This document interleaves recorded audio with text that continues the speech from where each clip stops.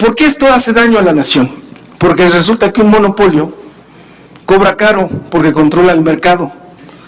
Estas 4 empresas, hoy 4 corporaciones que concentran buena parte de la generación privada del país, más del 40%, reciben subsidios porque no pagan la transmisión, porque no pagan el porteo, porque no pagan el respaldo, porque los productores independientes tienen tarifas crecientes. ¿Cómo vamos a sostener una tarifa nivelada, plana, fija para la población, para la industria en general, si tenemos compromisos con estos productores independientes con tarifas crecientes? Es imposible. Y eso es un subsidio. ¿Por qué es un subsidio? Porque el costo de la electricidad va hacia abajo y sus tarifas van hacia arriba. Eso es un subsidio. ¿De qué tamaño estamos hablando de los subsidios?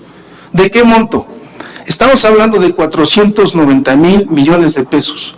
Hace rato están preocupados por la Comisión Federal de Electricidad y los subsidios, si no hay dinero que alcance. Pues sí, no hay dinero que alcance para que estemos nosotros como pueblo mexicano financiando a una élite que vive de esto, a un grupo beneficiado de este sistema oligárquico que no son todos los mexicanos. Amigos y amigas, vamos a ir al foro 10 del Parlamento Abierto de la Reforma Eléctrica. Como ustedes ya escucharon, magistral exposición de este director de la Comisión Federal de Electricidad. Le da una zarandeada al amigo del presidente Carlos Salazar Lomelí. Además, también otra zarandeada le da al amigo y funcionario de Enrique Peña Nieto de Fox y de Calderón. Vamos a ir a estas ponencias, amigos y amigas, que es urgente compartir este video. Vamos a ir rápidamente. A darle el uso de la palabra a Carlos Salazar Lomelí, de quien me permito dar lectura a su semblanza curricular. Él es egresado de la carrera de Economía y cuenta con estudios de posgrado en Administración de Empresas del Tecnológico de Monterrey. Realizó estudios de posgrado en Desarrollo Económico en Italia y un programa de Dirección Administrativa en el Instituto para la Alta Dirección de Empresas, IPADE, en México, además de otros estudios que cuenta en otros países también. Ha sido profesor de Economía durante más de 40 años en el propio Instituto Tecnológico de Estudios Superiores de Monterrey. Es el actual presidente del Consejo de las Escuelas de Negocios del TEC y miembro del Consejo Académico de la misma institución. Es actualmente presidente del Consejo Coordinador Empresarial desde el 18 de enero de 2019. Tiene una experiencia profesional de más de 45 años en el sector privado, en la academia y en organizaciones sociales. Y por supuesto destaca su trayectoria de 1973 a 2019 en FEMSA, empresa multinacional líder con sede en Monterrey y que participa en la industria de bebidas, accionista mayoritario de Coca-Cola FEMSA y segundo accionista de Heineken. Y en comercio al detalle a través de FEMSA Comercio y operadora de las tiendas OXXO. Carlos, tienes el uso de la palabra. Adelante, por favor. Muchísimas gracias. Muchísimas gracias. Quiero agradecer a los coordinadores la recepción que me han dado el día de hoy. Me he sentido como en casa y se los aprecio enormemente. Además, me ha dado la oportunidad de saludar a muy viejos amigos que les tengo un gran respeto profesional y que me parece que hacen una tarea fundamental por México. Quiero felicitar a cada una de las diputadas y de los diputados, a los líderes de las fracciones y a los integrantes de esta Junta de Coordinación Política por convocarnos. Esta es una sesión de la mayor importancia porque desafortunadamente se ha dado un debate político innecesario sobre este tema. Después de que algunos intentaron durante semanas llevar las posiciones públicas a los extremos, llega el momento de contextualizar.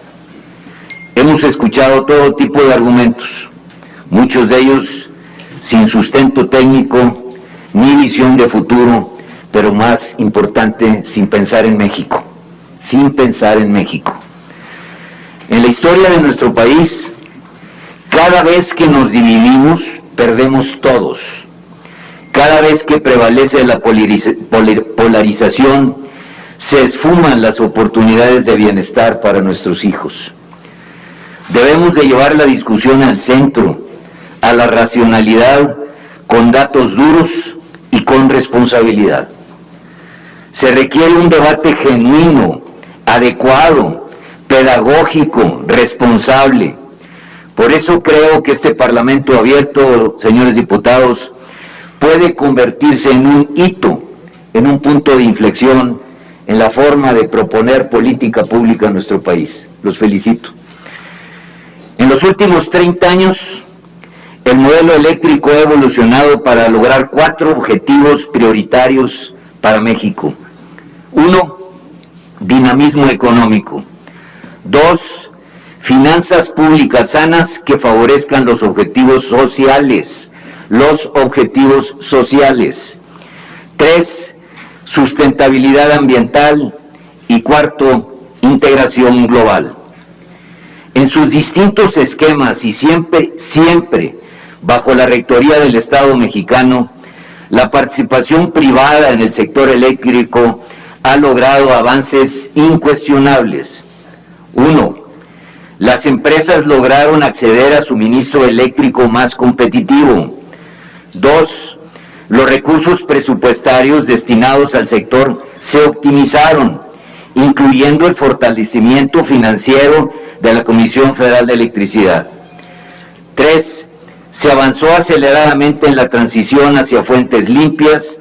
Y 4, tuvimos los flujos de inversión extranjera en infraestructura eléctrica más altos en nuestra historia.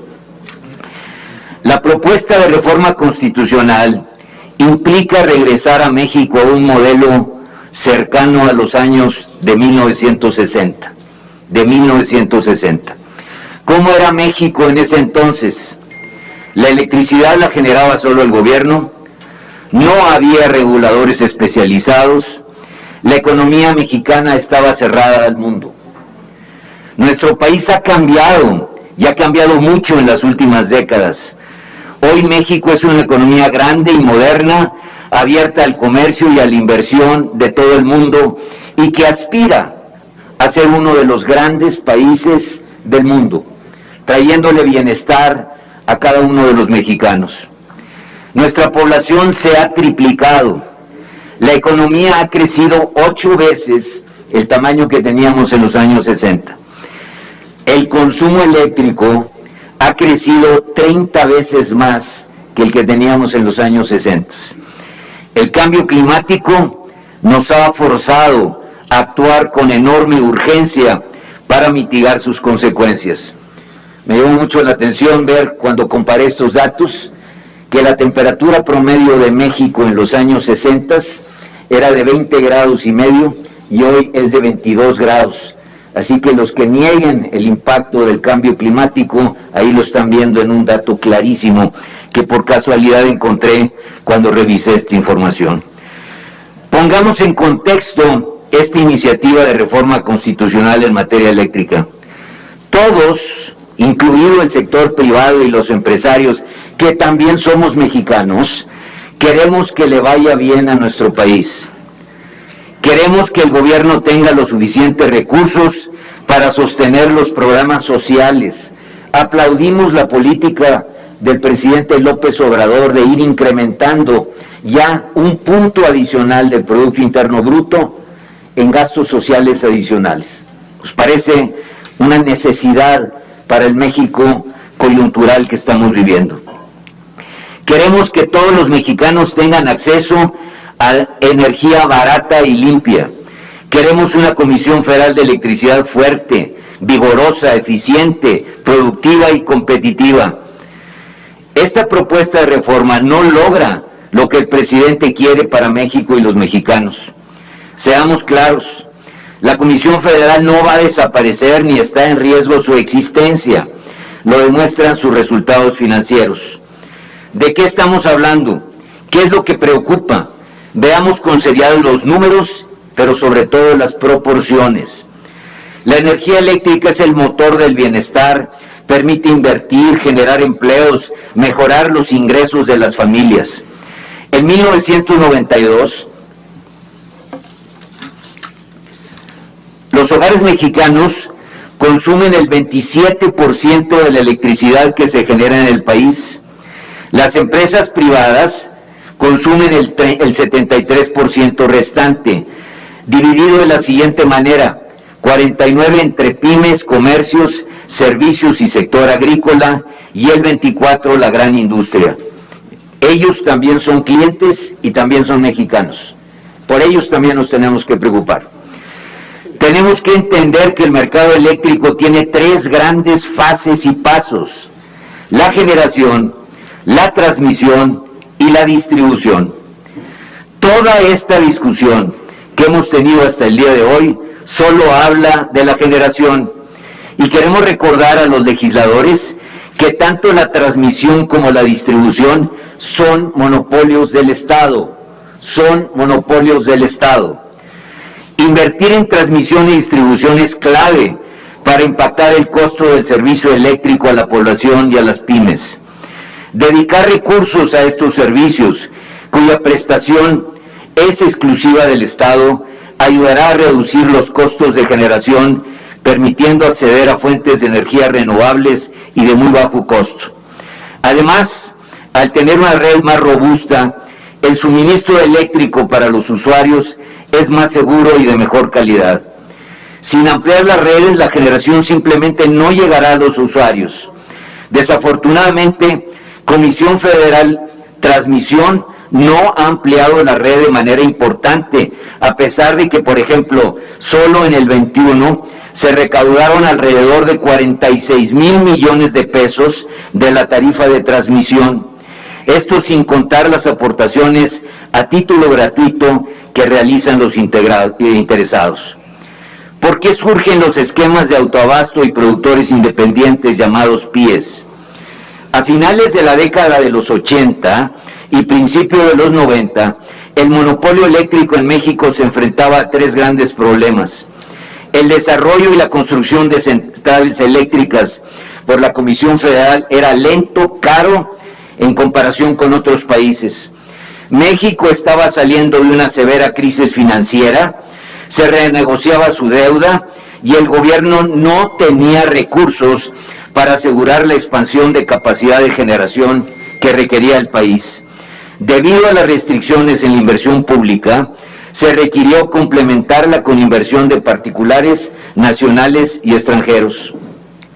Recordemos, los que somos más viejos en esta sala, que a finales de los 80 y a principios de los 90, durante varios meses tuvimos que alumbrar nuestros hogares algunos días de la semana con velas ante la falta de suministro eléctrico. En 1992 se modificó la Ley del Servicio Público de Energía Eléctrica con 4 objetivos: contar con electricidad suficiente y de bajo costo, superar la limitante presupuestal de la Comisión Federal, tener suficiente capacidad de generación, apoyar al Estado mexicano. México necesitaba crecer, competir, insertarse en la economía internacional, generar empleos, mejorar el bienestar de las familias. Todos los contratos suscritos, todos, se hicieron al amparo de licitaciones públicas, convocadas por la Comisión Federal y en su momento incluidos en el PEF. Don Carlos, si gusta, para ir redondeando, por favor. El sector privado está comprometido con México y con asegurarnos que los mexicanos tengamos suficiente energía barata y limpia. Hay más de 150 proyectos a futuro que equivalen a más de 40,000 millones de dólares de inversión que están ahora detenidos y que el país necesita. En la medida que crezcamos, vamos a necesitar más electricidad. Los proyectos de infraestructura requieren certidumbre a largo plazo y estabilidad regulatoria.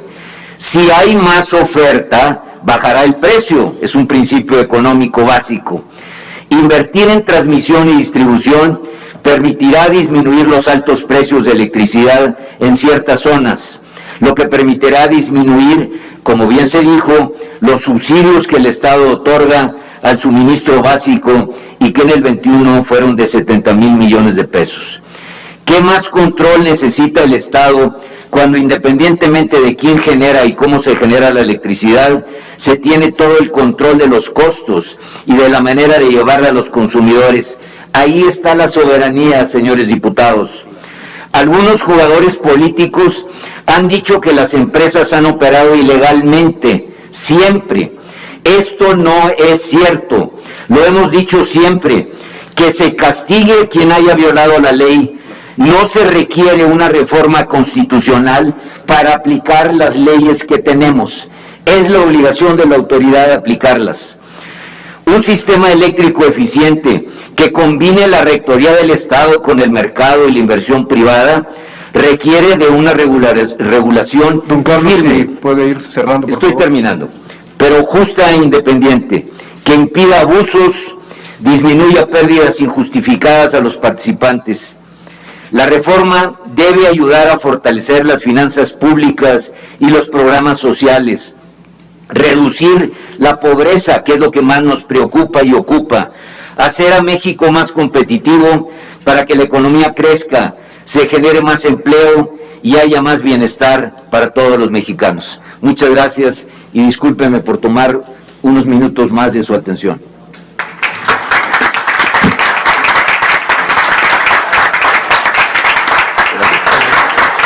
Vamos a continuar ahora con el último ponente que está anotado para hablar a favor de la propuesta del Ejecutivo Federal. Se trata de Miguel Reyes Hernández. Él es licenciado en Economía por la Benemérita Universidad Autónoma de Puebla, maestro y doctor en Economía por la Universidad de las Américas Puebla, UTLAP. Fue académico de la Universidad Iberoamericana de la Ciudad de Puebla y Ciudad de México en el periodo 2006 a 2020, desempeñándose como director del Departamento de Ciencias Sociales y director del Observatorio de Salarios. Fue coordinador de la Red de Pobreza de la Asociación de Universidades Confiadas a la Compañía de Jesús en América Latina y coordinador del área de pobreza del Instituto de Investigaciones para el Desarrollo con Equidad. Actualmente se desempeña como director general de CFE Energía y CFE International, ambas filiales de la Comisión Federal de Electricidad de diciembre de 2018 a la fecha. Adelante, Miguel, con tu primera intervención. Muchas gracias, muy buenos días a todos. Señores y señoras diputados y diputadas, agradezco a nombre de la Comisión Federal de Electricidad esta invitación de este honorable grupo de diputados, de este Parlamento abierto, y queremos exponer, como lo hemos planteado siempre, de cara a la nación, cuáles son los principales argumentos que tiene hoy Comisión Federal de Electricidad, el Gobierno de la República, para defender la iniciativa del Presidente de la República. Hoy, como en 2018, se enfrentan dos proyectos distintos, contrapuestos. Uno que defiende el interés general de la nación y fundamentalmente el de la población más pobre. Otro, un sistema oligárquico que defiende solo los intereses de unos cuantos. Vamos a darle a la diapositiva, por favor, para que vayamos explicando a qué nos referimos.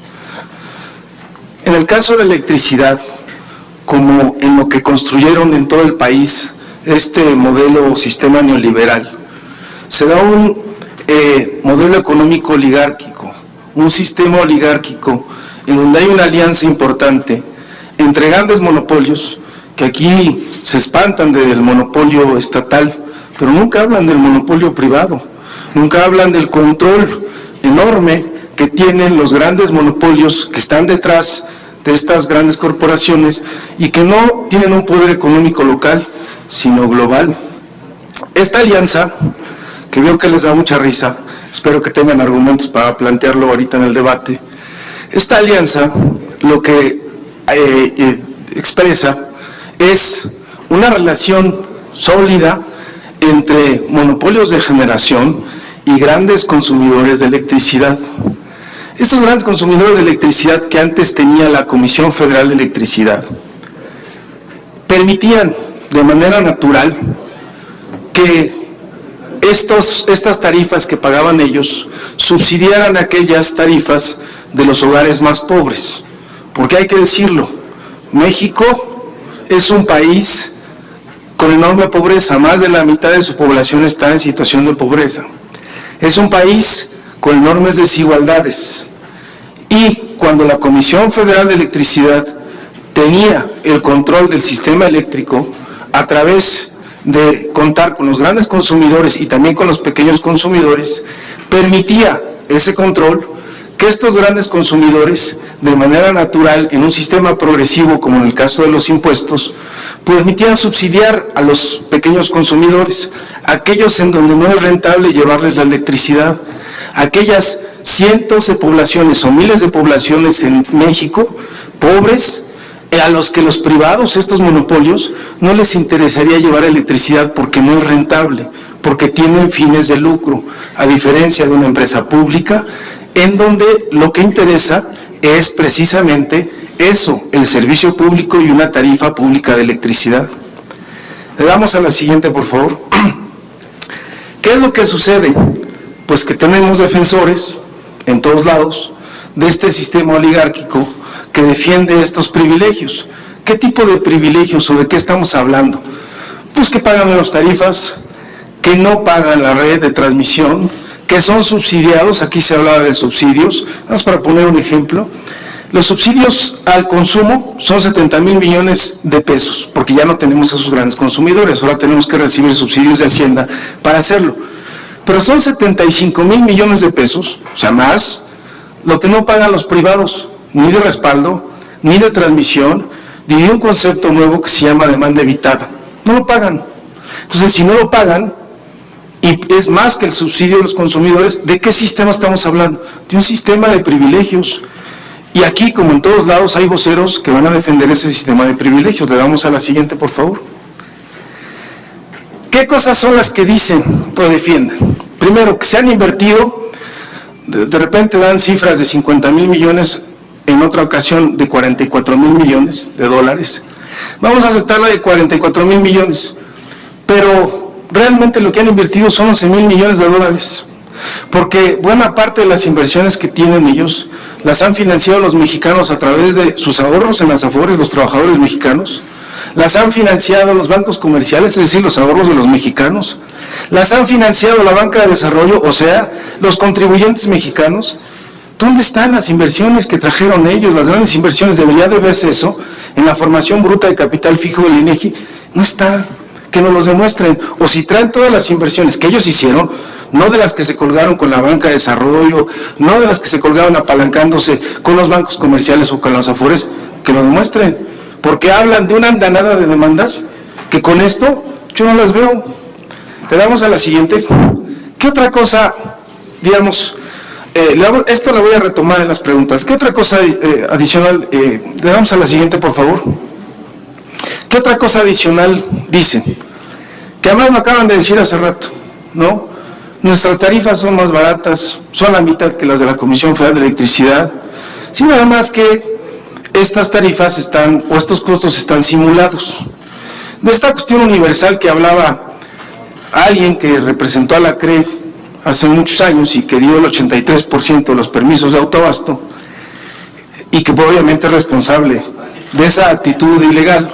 Entonces, esto que es una situación de la que hablan y defienden, pues es falsa, porque estos costos variables que ellos los pusieron además a modo, el costo variable es, el costo se mueve conforme se mueve la cantidad de producción. Ellos dijeron que el combustible es variable y por lo tanto, no, vamos a definir que el que use más combustible tiene más costos. Pues qué bonito, a modo, ¿no? Un mercado a modo, universal, perdón, pero en Europa no se hacen ofertas con costos, se hacen ofertas con base a precios. No sé si saben la diferencia entre precio de costo y precio de mercado. Y eso es lo que hay que decir y hay que hablar. No hay que hablar con falsedades y con medias verdades, porque eso engaña a la población. Habla obviamente de ideología y no habla de un debate serio y técnico. Le damos a la siguiente, por favor. A la siguiente, porque este lo voy a retomar en otro momento. A la siguiente. Este es el despacho del que están hablando, ¿no? Con base en variables. Y que los construyen a modo para decir el variable es el combustible. Dale a la siguiente para que veamos nada más cómo esto, las inversiones obviamente eólicas y fotovoltaicas, ese rubro que se ve gris, que es el de los costos fijos, requieren más costos fijos que costos variables. Y el variable, vean de la eólica cómo es, vean el fijo, vean el del ciclo combinado que usa gas, el variable y el fijo, que es más o menos equilibrado, pues cómo no está a modo del despacho. Pongo que mi variable es casi cero, pues claro que me van a despachar primero, ¿no?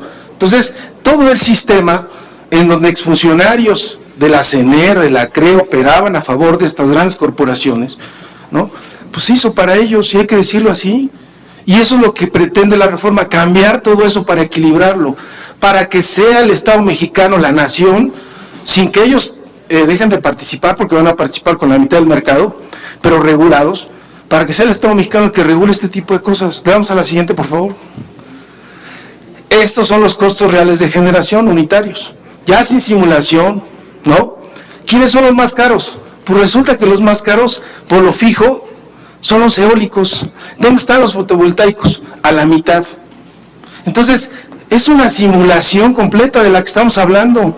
Vamos a hablar con cosas reales. Estos datos son de la COPAR. Vamos a discutir con base en costos reales y nos sentamos el día que quieran, además del Parlamento, a evaluar los costos que ustedes traen y los que nosotros traemos. Le damos a la siguiente, por favor. A la siguiente solo voy a retomar en otro momento. Adelante, por favor, porque esto es parte de lo que dicen. Tengo poco tiempo, pero voy a decir algunas cosas con las que voy a concluir y que tienen que ver con el saqueo al que ha sido objeto la Comisión Federal de Electricidad. Dicen que son los más baratos. Pues es falso. Dicen que es un sistema competitivo, es monopólico. Dicen que es un sistema en donde nosotros somos sucios, o sea, porque somos caros y sucios. Mentira. Los señores privados producen en su matriz energética con más gas que nosotros, con más combustibles fósiles que nosotros. Esa bandera de energía limpia, pues que se las crea quién sabe quién, porque es falso. Y esto es con base a la energía que se inyecta todos los días. Denle la siguiente, por favor, porque además hay dos más con las que quiero concluir. Miren esto. El privado hoy ya no es la matriz de cada uno, ya de toda la matriz de generación, ¿sale? El privado aporta el 45% de la energía limpia. ¿Cómo alguien que tiene menos de la mitad de la energía limpia agarra y dice, este es el estandarte de la energía limpia? Yo soy la energía limpia. Estamos viviendo en un mundo irreal, ¿no? Una realidad alterna, porque el 55% de la energía limpia la genera CFE. Pero no solo eso. Miguel, si podemos ir concluyendo. Sí, muchas gracias. No solo eso. ¿Quién creen que contamina más? Con emisiones de CO2 que les preocupan muchísimo, ¿no? Porque el calentamiento global, el cambio climático, México produce el 1% de emisiones de CO2. ¿Por qué no se preocupan por lo que producen 5 países que generan más del 50%? Eso no dice nada, ¿no? Ni que los más ricos del planeta generan más del 50% de emisiones de CO2. Eso no dice nada. Ni de que la industria pesquera es la que más contamina, no la industria eléctrica. De eso no dicen nada. Verdades a medias, cosas a modo, acomodadas. Esto, como ellos producen el 75% de su generación con gas, pues el gas también emite CO2 y por lo tanto los señores privados emiten el 56% de emisiones de CO2 de la industria eléctrica nacional hoy. ¿Con qué cara dicen que son limpios, que son competitivos, que son baratos? Le damos a la siguiente, por favor. Voy a ir concluyendo. Dale la siguiente. Por favor, Miguel, para concluir. Sí, muchas gracias. Vamos a ir a las partes finales. Quiero ir a la parte final. Váyanse, por favor, a las partes finales para que hablemos de montos. Una antes, creo, es la de los montos, nada más para hablar de los montos. No, vámonos casi a las partes finales, si me hacen ese favor, para mostrar los daños. No me muestren eso, porque quiero mostrar por qué son monopolios. Me están diciendo que no lo son. Ya nos pasamos todo. No, vámonos una antes y después puedo retomar algunas de ellas en la presentación. ¿Por qué esto hace daño a la nación? Porque resulta que un monopolio cobra caro porque controla el mercado. Estas 4 empresas, hoy, 4 corporaciones que concentran buena parte de la generación privada del país, más del 40%, reciben subsidios porque no pagan la transmisión, porque no pagan el porteo, porque no pagan el respaldo, porque los productores independientes tienen tarifas crecientes. ¿Cómo vamos a sostener una tarifa nivelada, plana, fija para la población, para la industria en general, si tenemos compromisos con estos productores independientes con tarifas crecientes? Es imposible. Y eso es un subsidio. ¿Por qué es un subsidio? Porque el costo de la electricidad va hacia abajo y sus tarifas van hacia arriba. Eso es un subsidio. ¿De qué tamaño estamos hablando los subsidios? ¿De qué monto? Estamos hablando de 490,000 millones de pesos. Hace rato están preocupados por la Comisión Federal de Electricidad y los subsidios y no hay dinero que alcance. Pues sí, no hay dinero que alcance para que estemos nosotros como pueblo mexicano financiando a una élite que vive de esto, a un grupo beneficiado de este sistema oligárquico que no son todos los mexicanos. Voy a mostrar después cómo las tarifas que recibe la Concanaco, por ejemplo, que se supone que pertenece al Consejo Coordinador Empresarial, son de 3.3 a 3.4 pesos por kilowatt hora. Cuando los autoabastos ilegales, porque esos son figuras ilegales de generación, están pagando entre 90 y 1.5 pesos por kilowatt hora, subsidiados. Miguel, sí. Y en un país desigual por favor, que profundiza la desigualdad. Entonces, estos daños son a la hacienda pública, permanentes, diarios. ¿Quién los paga? El contribuyente mexicano, el trabajador mexicano, todos nosotros, porque la empresa CFE es de todos nosotros. No es de Manuel Bartlett, no es del presidente, es de todos los mexicanos. Y esa es la iniciativa que hoy envía el presidente de la República para regular estos monopolios, doctor, las grandes ganancias que tiene y el saqueo que se tiene en este sentido. Muchas gracias.